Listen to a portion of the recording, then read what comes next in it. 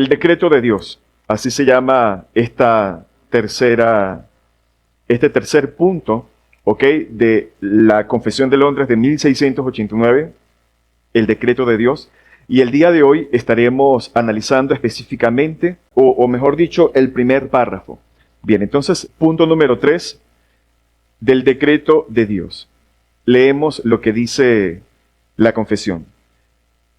Dios, desde toda la eternidad, por el sapientísimo y santísimo consejo de su propia voluntad, ha decretado en sí mismo, libre e inalterablemente, todas las cosas, todo lo que sucede.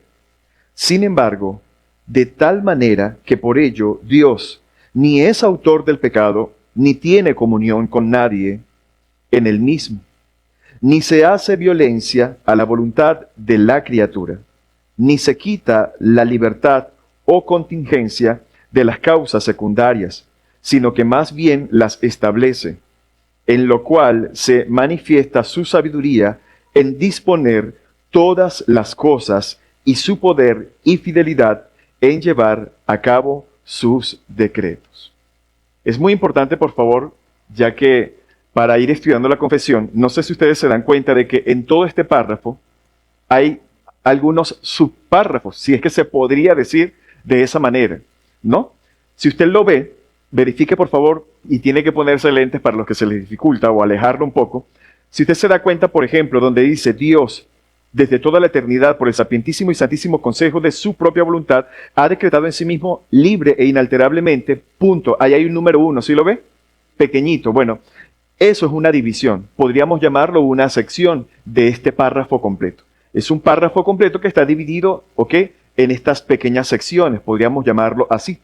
Entonces aquí vemos este primer punto, termina acá donde está el número 1, y abajo usted ve que está, ¿verdad?, los versículos de ese primer punto. ¿Sí lo logra observar?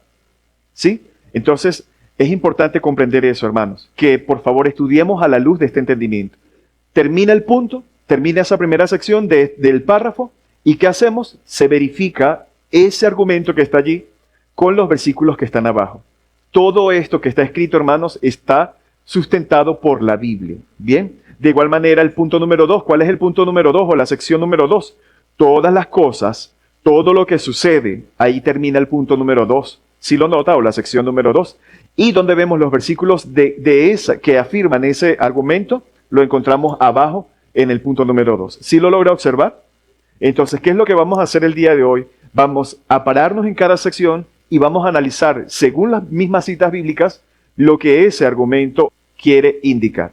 Recordando, hermanos, que lo que estamos analizando aquí es la Biblia, es lo que la palabra de Dios enseña basado en ese argumento. Es muy importante, por favor, que comprendamos esto. Para introducir esta enseñanza, tenemos que hacernos, a juro, una pregunta. ¿Qué es el decreto de Dios? ¿Qué es el decreto de Dios? A ver, con sus propias palabras. Recuerden que estamos en una enseñanza, esto es una clase, y ustedes pueden intervenir. ¿Qué es un decreto? Es algo que se determina. ¿Qué más? Es una sentencia. Es algo que se asigna. Podríamos decir lo siguiente. Una definición sencilla. El decreto de Dios es su propósito eterno mediante el cual Dios ha ordenado todo lo que sucede. Es el plan inmutable y soberano de Dios para toda la creación y la historia. Este decreto de Dios, hermanos, es algo que encrispa a la gente y lastimosamente a muchos cristianos, a muchos creyentes que no quieren aceptar de que Dios ya ha decretado todas las cosas. Ellos comienzan en su mente a decir, no puede ser posible que Dios decrete hasta lo más mínimo que ocurra en nuestras vidas, porque eso indicaría de que somos títeres o somos una especie de robots, que hagamos lo que hagamos, bueno, al final todo tendrá el mismo fin. Lastimosamente, en gran parte, por un desconocimiento bíblico, en gran parte de la iglesia a nivel mundial, hay un rechazo a esta doctrina. Lo cual de entrada yo quiero que asimilemos lo siguiente. Si usted es una persona que no acepta de que Dios ha decretado todas las cosas, desde la eternidad, desde antes de la fundación de todas las cosas, entonces eso implica algo que sería muy triste y sería muy ilógico. Mientras que venía para acá, yo anoté esto. Si las cosas no suceden por el decreto soberano de Dios, entonces no tendríamos otra alternativa que atribuir estos acontecimientos ¿a qué? Al azar, a la suerte. O sea, no tenemos otra alternativa. Si usted no acepta en su corazón que debería ya ser redimido y sumiso a la voluntad del Padre, a la voluntad de Dios como creador y Señor de todas las cosas, si usted no acepta el decreto de Dios, entonces usted está diciendo y reconociendo de manera frontal delante de Dios que todos los acontecimientos a nivel mundial sencillamente suceden por la suerte o por el azar. Lo cual indicaría que Dios está sujeto a los azares de la vida, lo cual descalificaría a Dios como Dios. Entendamos que aquí Dios es el que es competente, el que tiene el poder máximo para hacer todas las cosas. Lo que sucede es que por una desinformación bíblica que es garrafal y desastrosa, ha llevado a muchos creyentes, a muchos cristianos, a pensar que eso no es así y que simplemente somos el resultado de cosas fortuitas, de cosas que suceden y entonces nosotros somos llevados de un lugar a otro, donde Dios no tiene el control de las cosas. Y eso, queridos hermanos, es un grave error. Dios es Dios y por ser Dios, en su mente infinita, en su mente inconmensurable, debemos comprender de que Dios controla todas las cosas. Si Dios no controla todas las cosas, hermanos, dejaría de ser Dios. No sería Dios.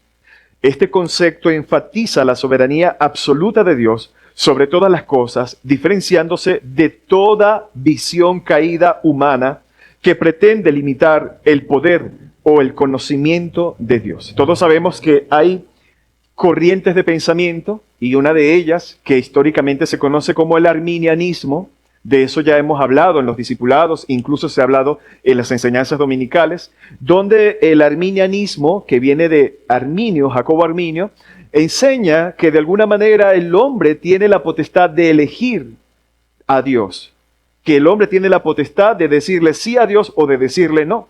Lo cual, hermanos, yo los invito a ustedes a que puedan investigar acerca de esta corriente de pensamiento que no es compatible con lo que verdaderamente la palabra de Dios enseña. La providencia de Dios debemos entender que es inseparable de su decreto. La providencia de Dios es completamente inseparable de su decreto. Dios ha establecido en la eternidad lo que Él quiere que suceda con respecto a cada hombre, y eso lo enseña, está implícito en la palabra de Dios. Por tanto, hermanos, siguiendo la hilación de pensamiento de lo que venimos hablando, un rey que hace, un rey que dicta, un rey dicta decretos.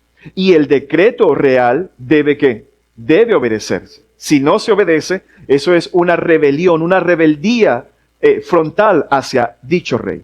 Dios, obviamente, siendo el rey del universo, también utiliza este lenguaje cuando describe sus instrucciones, por ejemplo, ¿en dónde? Vayamos a la Biblia, en Job 8:38. Aquí vemos que Dios establece un decreto para con la creación, para con la naturaleza. Dios dice que estableció en su decreto con el mar, que el mar, es decir, sus olas, llegarían hasta aquí, hasta cierto punto, es decir, que no puede moverse de esos límites. ¿Sí lo logra observar? Entonces, en términos generales, basado en esto que estamos viendo, los decretos de Dios describen su control soberano de todo lo que existe. El salmista, por ejemplo, afirma: todo lo que Jehová quiere lo hace en los cielos y en la tierra, en los mares y en todos los abismos. En la teología se usa el término decreto, ¿para qué? Para describir los decretos eternos de Dios, en particular acerca de qué. Se usan específicamente los decretos para apuntar hacia el tema de la creación, hacia el tema de la elección, la caída y la redención. El decreto de Dios, o los decretos de Dios, también se puede llamar de esa manera, Muchos eruditos y teólogos lo llaman también no solamente el decreto, sino los decretos de Dios. Se puede manejar también de esta forma. Como hemos venido aprendiendo en todas estas enseñanzas, hermanos, domingo tras domingo, desde el punto de vista teológico, hemos ido aprendiendo que Dios es más grande de lo que nosotros creíamos. Hemos ido descubriendo un Dios que es inconmensurable. ¿Qué significa la palabra inconmensurable? Que no se puede medir, que no se puede medir. Nosotros no lo podemos abarcar, no lo podemos comprender. Eso tiene que ver con la incomprensibilidad de Dios, lo cual es una doctrina que Dios permita más adelante podamos enseñar. Nosotros no podemos comprenderlo, nuestra mente es finita y Él es infinito. Y lo infinito no puede ser abarcado o comprendido. ¿Por qué? Por lo finito. Es algo totalmente ilógico. Así que ese Dios así de grande, así de majestuoso, ¿qué hace? Él nos asombra. Dios en su naturaleza nos asombra a todos nosotros, que somos sus criaturas. Nos maravilla, y mucho más cuando Él ha revelado de sí mismo que Él subsiste en una forma tan extraña como lo es la Trinidad. La Trinidad es algo que ningún teólogo, ningún ser humano ha llegado a definir con exactitud, porque es algo que se escapa de nuestro entendimiento. Sin embargo, creemos que es una verdad completamente bíblica. ¿Por qué? Porque las Sagradas Escrituras lo enseñan. Por tanto, de ese Dios así de grande, así de majestuoso, así de inconmensurable, no nos debería sorprender lo que vamos a ver en el día de hoy. Vamos a ver hoy algo que surge de una manera natural de esa grandeza, de ese Dios que es un misterio, de esa esencia que es incomprensible y de esa soberanía tan inmensa. Surge, queridos hermanos, lo que llamamos el decreto de Dios, o los decretos de Dios.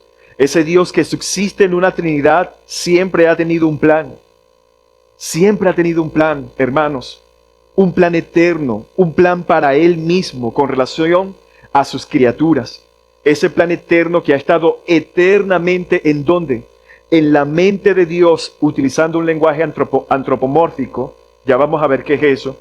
Y que se ha dado a conocer a los hombres por medio de ¿qué?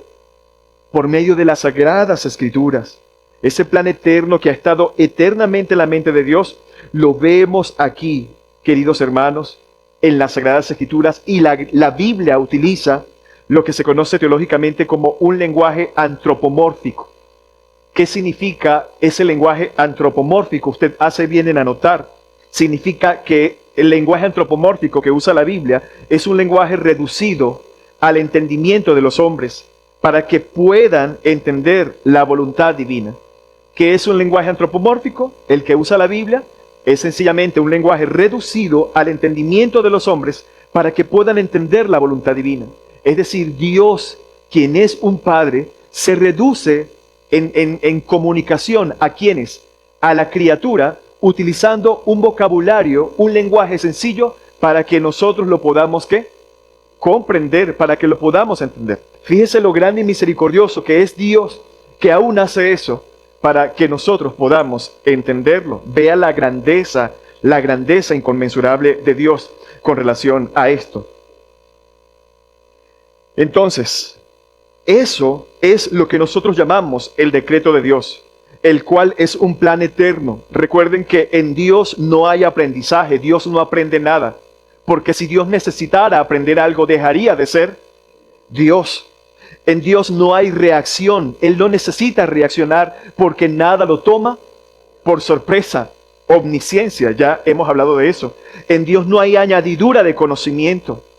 Él no necesita añadirse ningún conocimiento porque lo conoce todo. En Dios no hay secuencia, no hay sucesión, no hay movimiento. Dios es un Dios completamente ¿qué? Inmutable. En Dios todo es presente, todo es completo, absolutamente completo, todo es absolutamente perfecto. Y en esa subsistencia perfecta, completa y eterna, siempre ha habido un plan para la creación. Para la creación, pero también para ¿quiénes? Para sus criaturas. Y ese plan, queridos hermanos, es lo que llamamos el decreto de Dios. Quisiera que por favor anote lo siguiente, para los que anotan. El argumento bíblico para la doctrina del decreto de la confesión tiene 3 puntos. ¿Cuáles son esos 3 puntos? Número 1. Nada frustra el decreto de Dios. Nada frustra el decreto de Dios. Es decir, nada lo detiene, nada lo obstaculiza. Decimos entonces, Dios tiene una voluntad decretiva.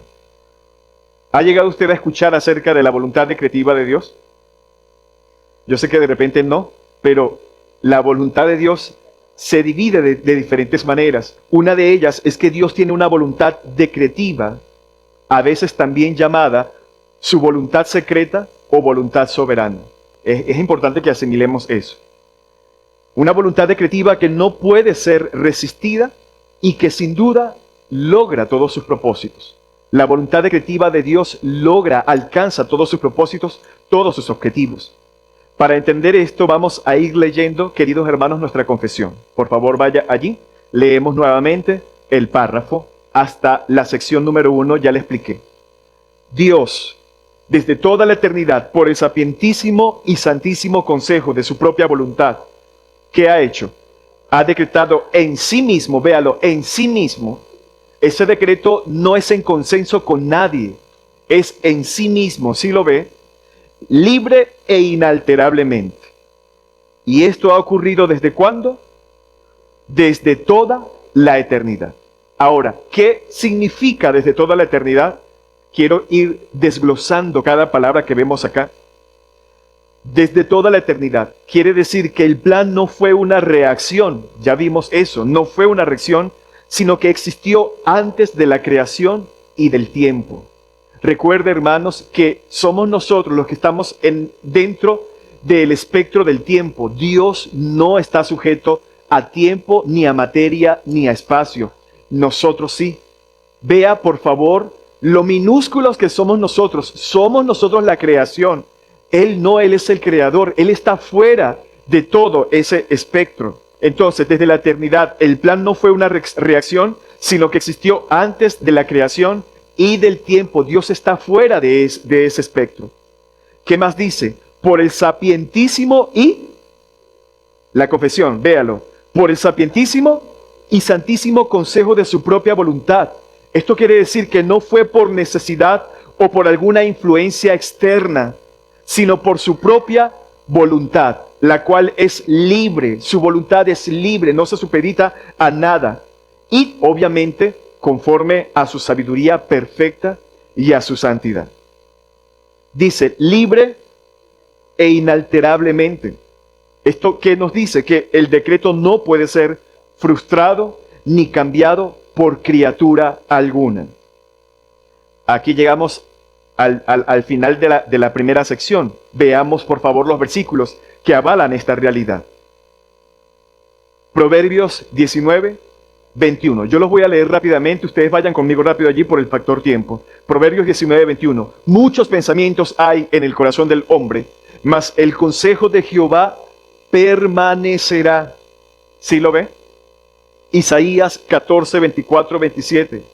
Jehová de los ejércitos juró diciendo, ciertamente se hará de la manera que lo he pensado, y será confirmado como lo he determinado. Quebrantaré al asirio en mi tierra, y en mis montes lo hollaré, y su yugo será quitado de ellos, y su carga de sus hombros. Este, hermanos, es el plan que acerca de toda la tierra ha determinado, y esta la mano extendida sobre todas las naciones, porque Jehová de los ejércitos lo ha determinado. Y vea lo que dice al final. ¿Y quién lo invalidará? Y su mano extendida, ¿quién la hará retroceder?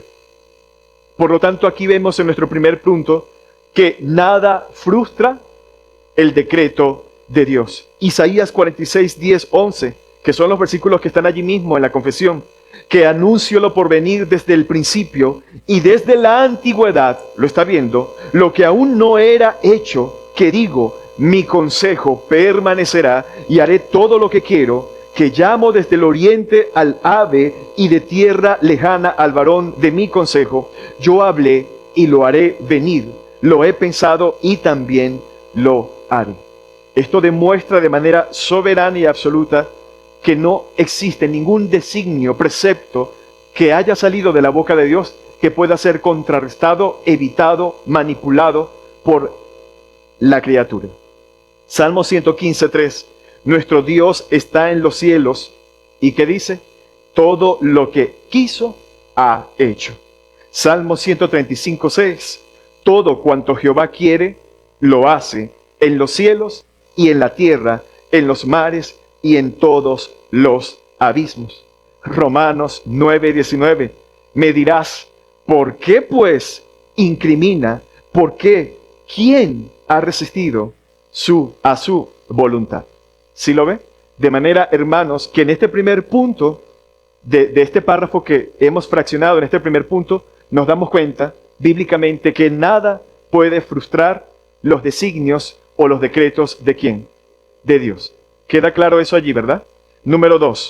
Punto número 2. Nada escapa del decreto de Dios. Nada escapa del decreto de Dios. ¿Qué dice allí después de la palabra inalterablemente dentro de la confesión? Vea la confesión. Al final, inalterablemente después del 1. Todas las cosas, todo lo que sucede. Es decir, ¿cómo se llama este segundo punto? Nada escapa del decreto de Dios. El decreto de Dios, hermanos, entendemos entonces que es exhaustivo. Es decir, es total. Abarca desde la caída de un cabello, desde el marchitar de un simple pétalo de hoja, hasta el ascenso y caída de las naciones, y también la salvación de sus escogidos o de los elegidos. Si eso no es así, si usted no quiere aceptar eso, hermano, entonces usted está queriendo decir de que Dios no tiene control de esas cosas y que eso ocurre como un acto fortuito y porque sí, porque a alguien se le ocurrió. Esto es un grave error. O Dios es Dios, o Dios sencillamente no es Dios. Todo lo que ocurre está incluido en el decreto de Dios. Y para poder afirmar esto, hay dos argumentos para esta afirmación. Dentro de este punto, vamos a colocar dos subpuntos. En primer lugar, la Biblia afirma generalmente que el decreto de Dios es universal. Puede colocar, la Biblia afirma, punto número 1, o subpunto número 1 en el punto número 2. La Biblia afirma generalmente que el decreto de Dios es universal. La Biblia afirma que el decreto de Dios es universal. Es decir, es absoluto. Quiere decir que abarca todas las cosas, abarca todo. ¿Cómo podemos desmenuzar esto bíblicamente? Vayamos por favor a Daniel 4, 34 al 35. Daniel 4, 34 al 35. Leo. Mas al fin del tiempo, yo Nabucodonosor, alcé mis ojos al cielo y mi razón me fue devuelta y bendije al Altísimo y alabé y glorifiqué al que vive para siempre, cuyo dominio es sempiterno, es decir, perpetuo, y su reino por todas las edades, véalo, por todas las edades. Todos los habitantes de la tierra son considerados como nada, son considerados como nada. Y Él hace, ve allí el argumento, y Él hace según su voluntad. Vea por favor el énfasis que encontramos aquí. En el ejército de ¿qué? Del cielo, eso apunta al universo, y en los habitantes de la tierra, y no hay quien detenga su mano y le diga, ¿qué haces? No existe ser humano que pueda preguntarle esto a Dios. No existe ningún ser humano que pueda sentar a Dios y decirle, tú me haces el favor y me haces esto, porque yo lo decreto. Eso es una locura y una desfachatez total. Bien, Romanos 8:28, un versículo muy conocido por todos nosotros. Y sabemos que a los que aman a Dios, todas las cosas les ayudan a bien. Esto es, a los que, ahí está el argumento, conforme a su propósito. Hay un propósito soberano. Es el propósito el que determina las cosas. No que a un cristiano le vaya bien o le vaya mal. No, es el propósito de Dios. Romanos 11:36. Porque de Él, y por Él, y para Él son todas las cosas. A Él sea la gloria por los siglos de los siglos. Amén. Efesios 1:11. En él asimismo tuvimos herencia, habiendo sido predestinados conforme, nuevamente, al propósito del que hace. ¿Quién es el que hace? El que hace todas las cosas, desde el marchitar de una hoja, hermanos, hasta cualquier tipo de evento natural que pueda acontecer en toda la esfera de este planeta. Al propósito del que hace todas las cosas según el designio de su voluntad. Entonces, este es el primer subpunto, que la Biblia afirma que el decreto de Dios es, usted lo acaba de anotar, es universal, es absoluto, abarca todo. El segundo subpunto, en segundo lugar, la Biblia enseña específicamente que en el decreto de Dios se incluye toda clase de acontecimientos. La Biblia enseña que en el decreto de Dios se incluyen toda clase de acontecimientos. Toda clase de acontecimientos. Y aquí en este subpunto 2, yo voy a desglosar todos estos acontecimientos que la Biblia enseña. ¿Cuáles son esos acontecimientos que ocurren y que están dentro del decreto de Dios? Voy a nombrar los siguientes. Número 1, acontecimientos buenos y malos. Acontecimientos buenos y malos. Este punto, queridos hermanos, afirma la universalidad del decreto de Dios. Es un decreto universal que incluye eventos que moralmente clasificamos como buenos y malos o adversos. Es decir, que Dios no solo decreta el bien y véase ese bien como bendiciones, ¿qué más? Provisión, puede cerrar el paréntesis allí, sino también el mal de aflicción o calamidad, aunque sus propósitos siempre son justos y santos. Repito, este punto afirma la universalidad del decreto de Dios, incluyendo eventos que moralmente clasificamos como buenos y como malos o adversos.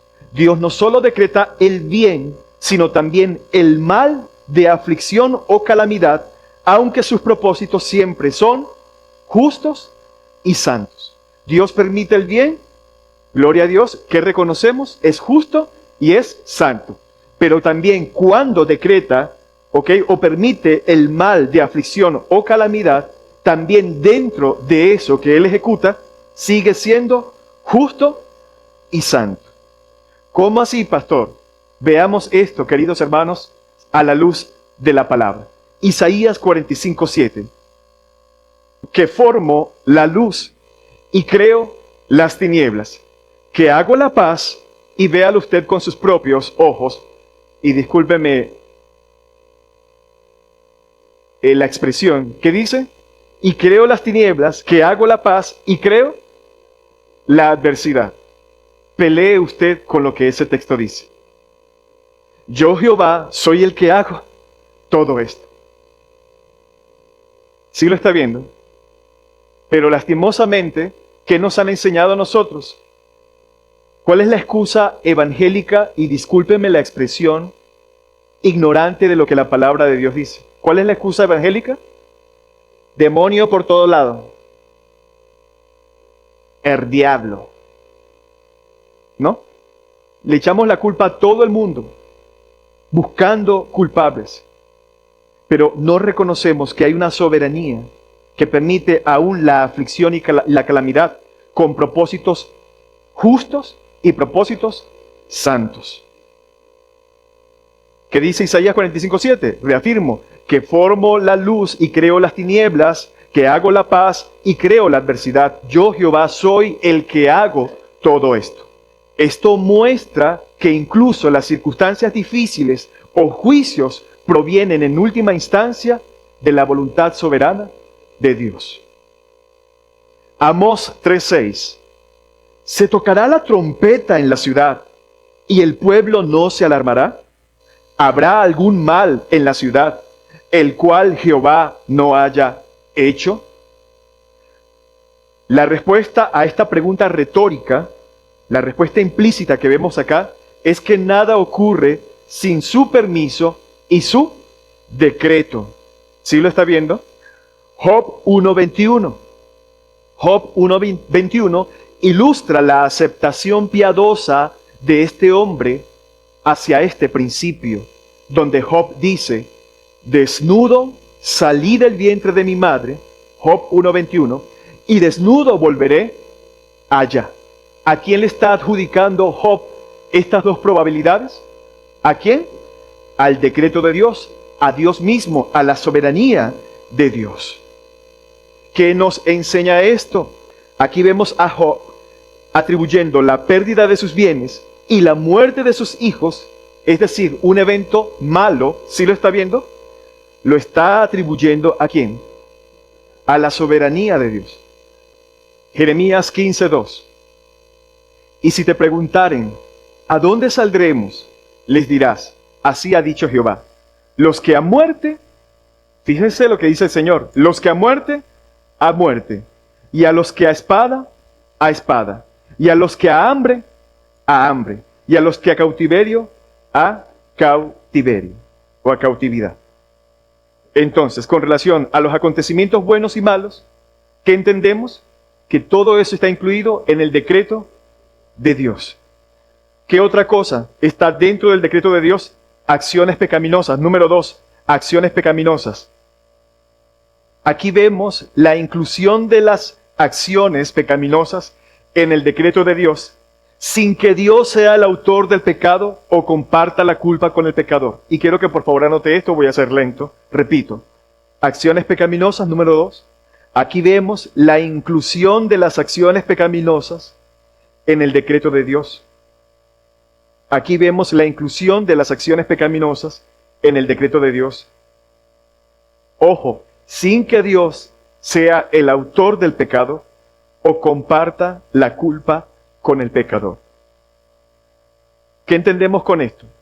Dios en su soberanía inescrutable, recuerde que es una soberanía inescrutable. ¿Qué quiere decir? Exacto, que no se puede medir, y podemos sumar a eso que nuestro razonamiento no alcanza para poder hurgar, para poder penetrar allí en ese entendimiento o sabiduría inescrutable. Recuerde, Deuteronomio 29:29, si no estoy equivocado, las cosas reveladas son para quienes, para nosotros, mas las cosas ocultas son de quién, le pertenecen a quién, a Jehová. Es decir, ahí hay algo que sencillamente nosotros no podemos entender sino hasta que estemos ¿dónde? En su presencia, en un estado de glorificación donde el pecado ya no tiene más dominio sobre nosotros.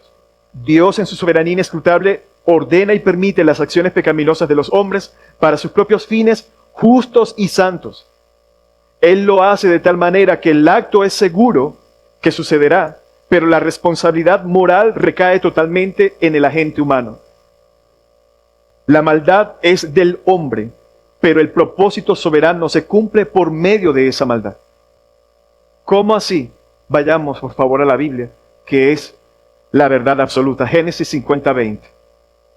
Aquí vemos actos pecaminosos en estos hombres, pero sobre estos pecados o actos pecaminosos está el decreto de Dios obrando. Génesis 50:20. El caso de José. ¿Lo recuerdan? ¿Quién no conoce el caso de José con sus hermanos? Vosotros pensasteis mal contra mí, mas Dios, ¿qué hizo? Lo encaminó a bien. Pensasteis mal contra mí. Acción pecaminosa. Mas Dios lo encaminó, decreto, a bien para hacer lo que vemos hoy. ¿Para qué? Para mantener en vida a mucho pueblo. La acción pecaminosa de los hombres fue decretada por Dios para lograr un bien mayor, es decir, la preservación de aquel pueblo. Segundo de Samuel 16:10-11. Se dice segundo porque no es carta, no se dice segunda de Samuel ni primera de Crónicas, no. Segundo, ¿por qué? Porque no es una carta, es un libro. Segundo de Samuel 16, del 10 al 11. Y el rey respondió: ¿qué tengo yo con vosotros, hijos de Sarbia? Si él así maldice, es porque Jehová le ha dicho que maldiga a David. ¿Quién pues le dirá por qué haces esto? Y dijo David a Abisai y a todos sus siervos: he aquí, mi hijo que ha salido de mis entrañas acecha a mi vida. ¿Cuánto más ahora un hijo de Benjamín? Dejad que maldiga, pues Jehová se lo ha dicho. Job 1, 11, 12.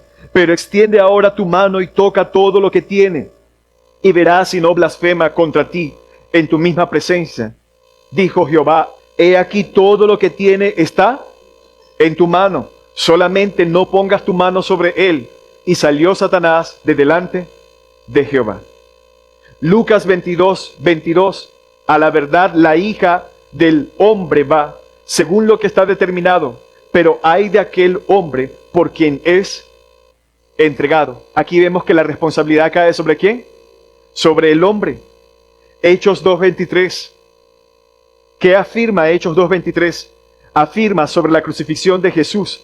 A este, dice Pedro, entregado por el determinado consejo y anticipado conocimiento de Dios. Ve allí, decreto, el decreto de Dios, determinado consejo y anticipado conocimiento de Dios. Prendisteis y matasteis por manos de inicuos, crucificándole. ¿Sí lo está viendo? Este, hermanos, es el acto pecaminoso más grande y aún así fue parte del plan inmutable de Dios. Es asombroso. Hechos 4, 27, 28. Porque verdaderamente se unieron en esta ciudad contra tu santo Hijo Jesús, a quien ungiste Herodes y Poncio Pilato con los gentiles y el pueblo de Israel, para hacer cuanto tu mano y tu consejo habían antes determinado que sucediera. Acciones pecaminosas dentro de un decreto soberano por parte de Dios. 3. ¿Qué otro punto vemos acá? Las acciones libres de los hombres. Las acciones libres de los hombres. El decreto de Dios se extiende a las decisiones y acciones que consideramos hechas por, entre comillas, libre albedrío, demostrando que la soberanía de Dios y la responsabilidad humana coexisten. Y digo libre albedrío, entre comillas, porque usted sabe que ese libre albedrío, si lo podemos aceptar, lo podríamos aceptar en cuanto a las decisiones cotidianas, humanas, electivas, en texto terrenal. Pero en cuanto a la salvación, el hombre no tiene ningún libre albedrío. Podemos limitar ese libre albedrío hasta ciertas cosas, pero no con relación a la salvación. No con relación a que digamos que en tu libre albedrío tú decides si aceptar al Señor Jesucristo como tu Señor y Salvador, porque en cuanto a la salvación, el hombre no tiene libre albedrío. La salvación ejecutada por parte de Dios es un acto soberano, completamente decisivo, que parte de Él.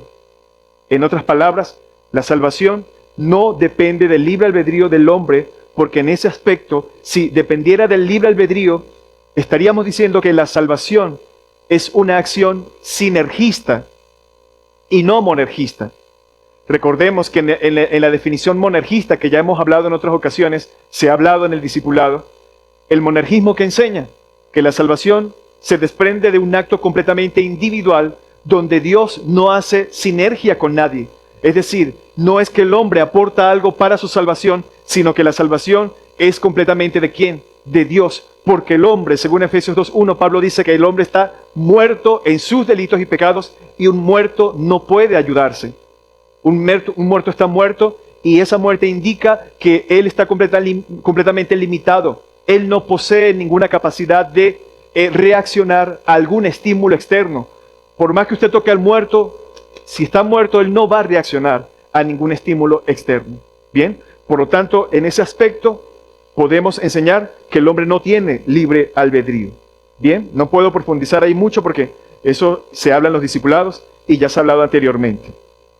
Entonces, queridos hermanos, las decisiones de los hombres que son libres en el sentido de que son voluntarias y no coaccionadas, son, no obstante, ordenadas por el decreto divino. Es decir, Dios opera de tal manera que las causas secundarias, las elecciones humanas, alcanzan su propósito final, pero sin quitar su libertad. Proverbios 16, 1 y también versículo 9. Proverbios 16, 1 y versículo 9. ¿Qué dice? Del hombre son las disposiciones del corazón, mas de Jehová es la respuesta de la lengua. El corazón del hombre, versículo 9, piensa su camino, mas Jehová endereza sus pasos. El hombre planifica, dicho de otra manera, pero el resultado final, el movimiento, está bajo la dirección soberana ¿de quién? De Dios. Proverbios 21:1. Como los repartimientos de las aguas, así está el corazón del rey en la mano de Jehová. A todo lo que quiere lo inclina. ¿Sí lo está viendo? Y aquí se está utilizando nuevamente un lenguaje antropomórfico. Esto es una práctica, el repartimiento de las aguas. Se está utilizando un lenguaje de agricultura, donde los que sembraban con el pie dirigían esos surcos para hacer que el agua fuera dirigido hacia donde ellos querían. De la misma manera, el movimiento, la dirección, el resultado final, todo está bajo la dirección soberana de Dios. Esto se aplica al gobernante más poderoso, cuya voluntad y acciones más libres están bajo el control de Dios. Eso aplica aún a los gobernantes de las naciones. Y yo sé que está llegando a su mente en este momento, por nuestro contexto como nación, pero que se haga y se cumpla la voluntad de Dios. ¿Qué quiere hacer Dios con usted, con su corazón? ¿Qué quiere hacer Dios con el corazón del venezolano? Solamente el Señor lo sabe. Que se haga su voluntad. Nos queremos seguir jactando de que somos potencia mundial, uno de los países más poderosos por las reservas tan grandes de petróleo que tenemos. Dejemos las cosas en las manos de Dios. Él sabe lo que está tratando con tu corazón, no con el corazón del que está al lado, con tu corazón. ¿Para qué quieres? ¿Para qué quieres fluidez económica? ¿Para qué la quieres? ¿Para qué quieres la mejora de la condición económica de esta nación? En realidad, ¿para qué la quieres? Que se haga la voluntad de Dios. Romanos 8:28, y sabemos que los que aman a Dios, todas las cosas les ayudan a bien. Esto es, a los que conforme a su propósito son llamados. El propósito, decreto de Dios es lo que dirige y coordina todas las cosas, tanto eventos, acciones. ¿Para qué? Para un bien final. Lo que Dios esté permitiendo es para el bien final de su propósito, de lo que Él quiere hacer. 4. Cosas que ocurren por azar. Este punto enfatiza que lo que parece ser suerte o coincidencia, entre comillas, para los hombres, está bajo el control estricto del decreto divino. 4. Cosas que ocurren por azar. Este punto enfatiza que lo que parece ser suerte, entre comillas, o coincidencia, entre comillas, para los hombres, está bajo el decreto o el control estricto del decreto divino. Hermanos, desde la perspectiva de Dios, no hay azar. Para Dios simplemente no hay azar. La suerte no existe. Desde la perspectiva de Dios no hay azar. Lo que parece casual o fortuito a nivel humano es el resultado de su providencia secreta y de su decreto preestablecido. Él usa eventos aparentemente aleatorios para llevar a cabo sus propósitos. Primero de Reyes 22, 28 al 34. Entonces Micaías dijo: si tú vuelves en paz, Jehová no lo ha hablado por mí. Dijo además: oíd, pueblos todos. Y un hombre disparó, creo que es el versículo 34, su arco a la aventura, vea lo que dice allí. Un hombre que hizo, disparó su arco a la aventura e hirió al rey de Israel entre las junturas de la armadura. Imagínense, esos espacios finitos que están ahí para que la armadura o el soldado pueda tener movimiento, esas rendijas pequeñas. ¿Qué dice? La flecha entró, hermanos. Él dijo entonces al que conducía su carro, da la vuelta y sácame del campo, pues estoy herido. Suerte, azar, casualidad. Las posibilidades de que esto ocurriera era muy, muy baja. Sin embargo, Dios así lo permitió y lo hizo. Proverbios 16:33. La suerte se echa en el regazo, una práctica de aquella cultura. Más de Jehová es la decisión de ella. ¿Qué entendemos por esto? Que incluso el uso de la suerte, un método para determinar algo aparentemente al azar, en la práctica judía, está ultimadamente bajo el control del Señor. Jonás 1:7, y véalo aquí. Y dijeron cada uno a su compañero, venid y echemos suerte. Vuelvo a repetir, una práctica en el contexto de ellos. No podemos tomar esto como que es algo narrativo como algo normativo. Es decir, que aunque esté siendo narrado, yo no lo puedo tomar como norma, porque así es la gente en este tiempo, así son los creyentes de este tiempo, y así son los predicadores, que porque la Biblia dice que alguien hizo algo de forma narrativa, entonces yo lo quiero tomar como algo normativo y yo también lo voy a hacer. No podemos cometer ese error. Voy a salir ahorita a jugarme todos los animalitos. ¿Animalitos que se llama? Toda la granja, a ver qué me sale, porque allí dice, pastor, que echaron suerte. Yo también. El cristiano también lo puede hacer para la gloria de Dios. No caiga en ese error, por favor.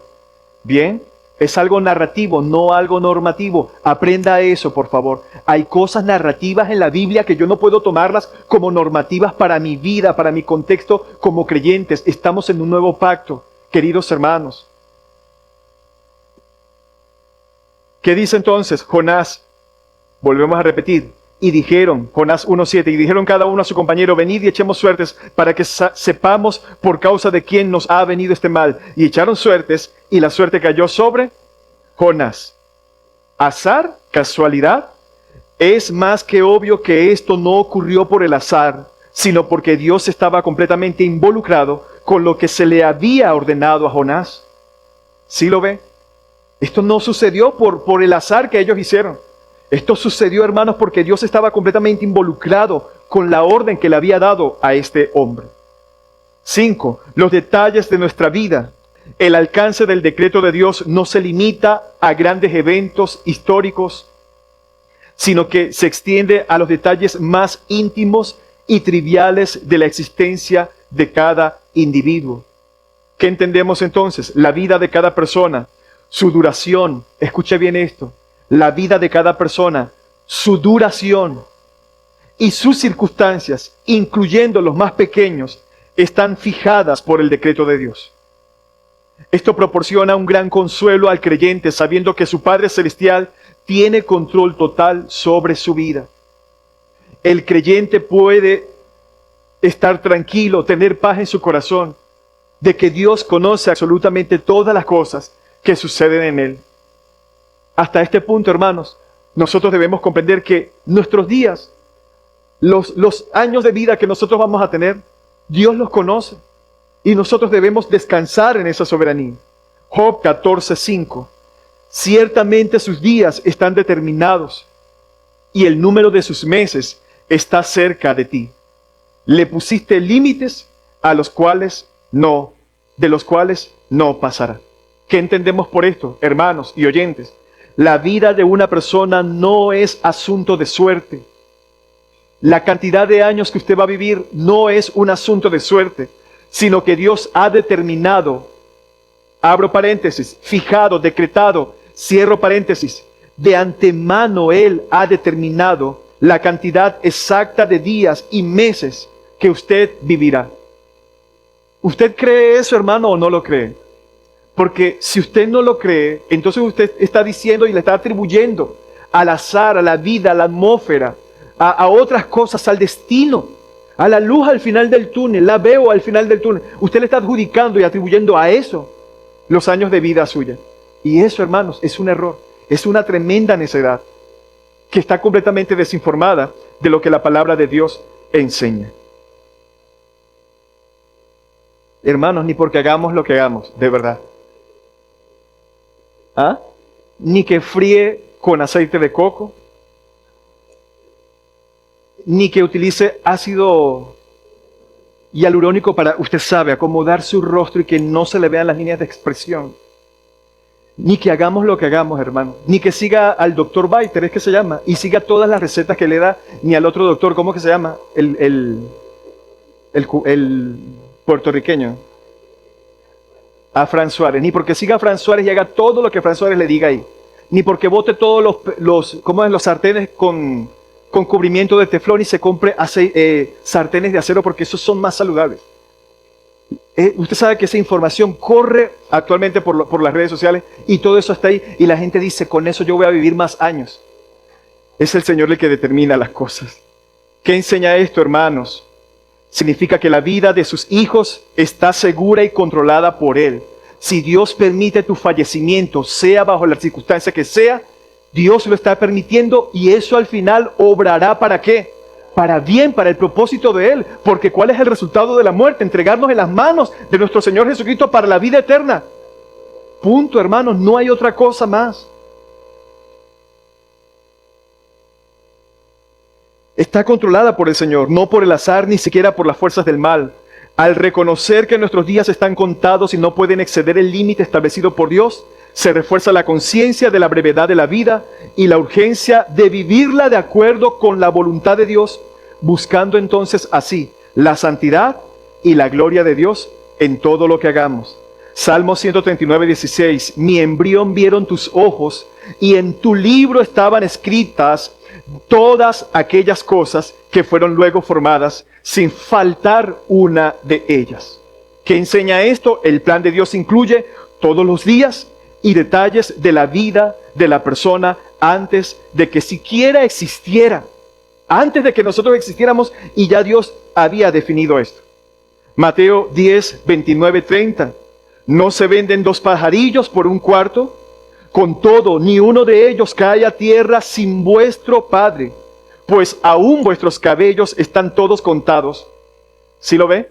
Si el Padre decreta la caída de un pajarillo y conoce cada cabello, ¿cuánto más no tendrá decretada la vida de sus hijos? Nuestra vida está decretada por el Señor. Santiago 4:15, en lugar de lo cual debería decir, si el Señor quiere, viviremos y haremos esto o aquello. Esa conjugación quiere del verbo querer, si Dios quiere, es una conjugación, la palabra quiere es una conjugación del verbo querer. Ese quiere está supeditado al decreto de ¿quién? Al decreto de Dios. Así que lo que podríamos decir también es, si Dios así lo ha decretado. Y bueno, hermanos, juro que dejar esto hasta aquí. De verdad, este punto es súper profundo. Y bueno, gloria a Dios. Seguiremos, si Dios permite, la semana que viene. Oremos, hermanos, y la semana que viene continuamos, si Dios lo permite. Padre, te damos gracias, Señor, por tu inmensa misericordia, por tu amor. Dios mío, gracias por permitirnos este tiempo, Señor, de poder conocer todo esto. Hasta este momento lo que hemos visto, Señor, trae paz a nuestro corazón, de saber, Señor, que nada se escapa de tus manos. Por lo tanto, Dios mío, esto nos ayuda a descansar en ti. Por favor, quita de nuestra mente todo argumento que quiera levantarse en contra de estas verdades, pues es tu palabra, Señor. Que toda la gloria sea dada a ti, Dios mío. En el nombre de Jesús. Amén y amén.